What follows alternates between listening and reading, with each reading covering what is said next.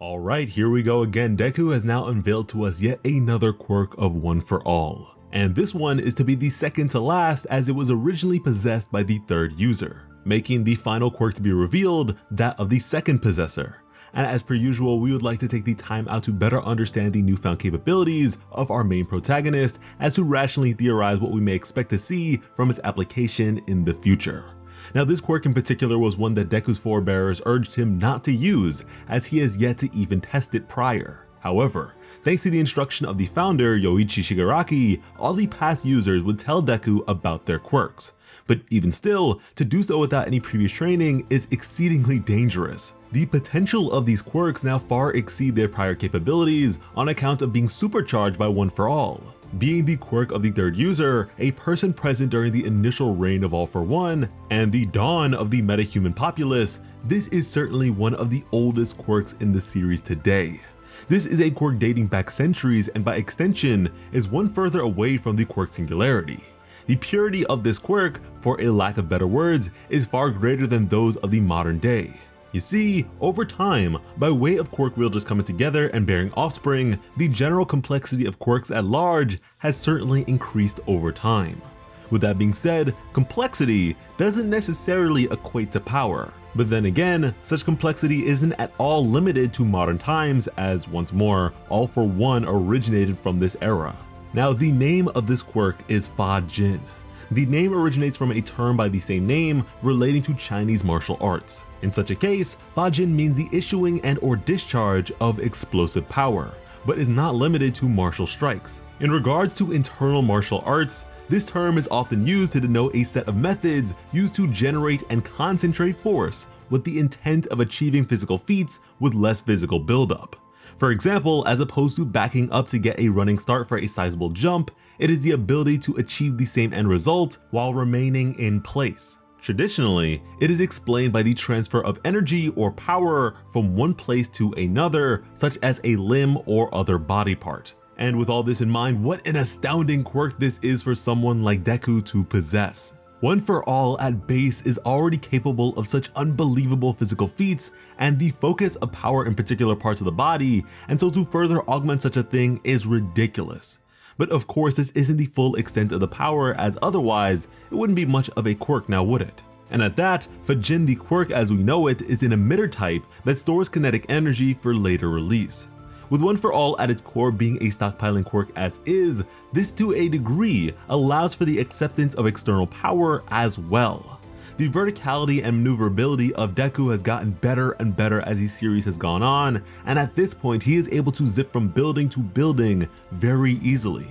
The levels of kinetic energy to be found in that are astronomical. It's to the point where one might argue that in using this quirk successfully, Deku may be able to achieve levels of power that far exceed what would normally be accessible to him at 45%. I mean, imagine if every punch or kick felt like two or several. We touched upon this with our chapter discussion, but two similar techniques that may be found in other shonen stories would be Kaioken from Dragon Ball and Gear Second from One Piece. Perhaps less in regards to the acquisition of said power, but rather in terms of that explosive release of power. Thus far, we have seen Deku pierce through a skyscraper and clutch onto Lady Nagan. But again, this is only just the beginning. This is the first time that he has used the quirk, and if the prior events of the series are any indication, such a thing rarely succeeds without a hitch, and certainly pales in comparison to later developments and capabilities.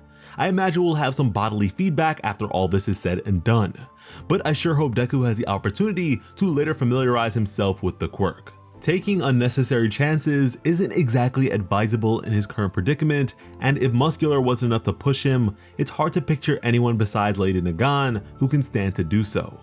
His intent is currently the discovery and subsequent defeat of All for One and Shigaraki, but as he is now, he's not there yet in terms of power, but this might just be able to push him into the territory of a solid chance. I question how the quirk in its current state may differ from its original functions. Perhaps it's a matter of how much kinetic energy may be stored or how potent said output ends up being. Is this a one-to-one transfer or a multiplier? For now at least, there remain a number of questions I feel won't be answered until Deku himself has a better grasp over all this as well. But of course, in the case of such developments making their way to the forefront, we'll be sure to cover everything for all of you. This new quirk conversation seems to arise pretty frequently at this point, but thankfully there is only one more to go from here before we know what Deku is really made of and can speculate with a more complete picture. But in terms of right now, depending on how this power develops, it may very well be a strong contender for Deku's strongest quirk. Black Whip is pretty hard to beat in regards to its versatility, but truthfully, the extent to which explosive energy may be used isn't to be understated. Some time ago, to follow the release of a chapter, we spoke of Deku possessing a speed quirk of some sort, but admittedly, the deductions related to such a convention were misguided as we did make a mistake in our interpretation of the panels. But even still, perhaps not solely dedicated to speed, but for JIN in theory, may very well be able to provide a sort of pseudo super speed. Deku is already insanely fast as we all know, but to push things that much further would certainly put him on par with dedicated speedsters for sure. And I suppose another potential benefit of the quirk's association with One for All would be in terms of longevity. How long can the kinetic energy stored by the quirk be held onto? Depending on that and how much can be stored, we could be looking at another level of Deku's preparations, a sort of fuel gauge. However, at least for now, I don't imagine it will be held onto for all too long, as narratively, Horikoshi will probably want to demonstrate the quirk and its mechanics to us visually. And so if Deku charges up one moment, only to use said power chapters later, there may be a bit of a disconnect. For the time being, despite now knowing of it, JIN remains a bit shrouded in mystery as it was literally covered by his smokescreen quirk. So if you'd like to be here with us as we learn more about it, be sure to subscribe to Plot Armor with notifications on as we approach 250,000 subscribers. Recently on Twitter and Instagram, we announced our very first Plot Armor giveaway. One where you have the chance to win your choice of every My Hero Academia manga volume currently released, or every Black Clover manga volume currently released. To learn how to enter, go and check us out at Plot Armor YT on Instagram and Twitter. And the results will be posted on June 5th. But in the meanwhile, some of you may have noticed that on Twitter, we have randomly been giving away manga volumes to those of you that show up with that Plot Army support.